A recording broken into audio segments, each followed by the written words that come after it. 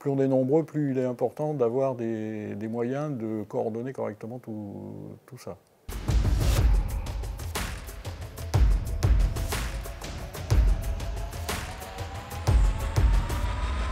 Mais c'est vrai que mutualiser, c'est rationaliser. Une fois que vous avez organisé justement la livraison de l'ensemble des matériaux sur un chantier, avec une planification, le tout en concertation avec les entreprises, et bien justement, on va gagner en temps, en livraison et en pénibilité au travail pour l'ensemble des acteurs.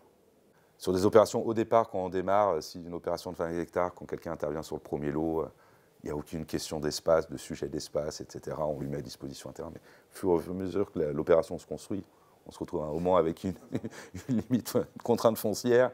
Et je pense que de déterminer, mais dès le départ, là aussi, c'est dans la conception, et même au-delà de la conception, c'est dans le phasage du développement de l'opération d'aménagement, sanctuariser un espace qui serve à la fois pour des bases vies, bien entendu, mais également pour des espaces de stockage mutualisés, etc. J'y vois vraiment un intérêt. Mais ça, effectivement, ça doit se penser. La localisation de cet espace-là, elle doit être appréhendée dès le départ. Le partage d'emprise, le partage de base vie, combien ça coûte, la logistique, ben non, moi j'ai pas envie de mettre un logisticien, vous vous rendez compte, ça va me coûter extrêmement cher. Bah oui, mais quels sont les gains derrière? Bah voilà, aujourd'hui on va pouvoir te les expliquer parce qu'on maîtrise aussi tout ce que ça va nous apporter. Et ça, plus on le travaillera en amont, plus ce sera connu et su, plus ce sera simple ensuite à mettre en place. Il existe des solutions, des petits outils qui ne coûtent pas cher et qui permettent effectivement d'avoir une organisation au sein même des chantiers. Voilà, tout simplement. Et donc il y a vraiment une réflexion logistique interne chantier, mais aussi une réflexion sur l'ensemble de la ZAC, avec des systèmes comme Réguli qui s'occupent en fait de faire la régulation des moyens de livraison sur le chantier. Mine de rien, d'organiser des livraisons échelonnées sur toute une journée précise, ça permet aussi de gagner du temps, je pense, en livraison, en fiabilité, et en fait de se retrouver à avoir en fait un chantier qui est organisé et de ne pas se retrouver avec des livraisons qui arrivent n'importe quand, avec personne pour réceptionner. Et en termes d'organisation générale, je pense que c'est un gain aussi pour les entreprises. Puisque là où on met 3 minuscules bases vie, où on fait 15 entrées de trafic pour les livraisons, bah là on n'en fait plus que 2 parce qu'il y a une entrée et une sortie et qu'en fait ça peut desservir différents chantiers. Tout est plus cohérent, tout peut être plus cohérent.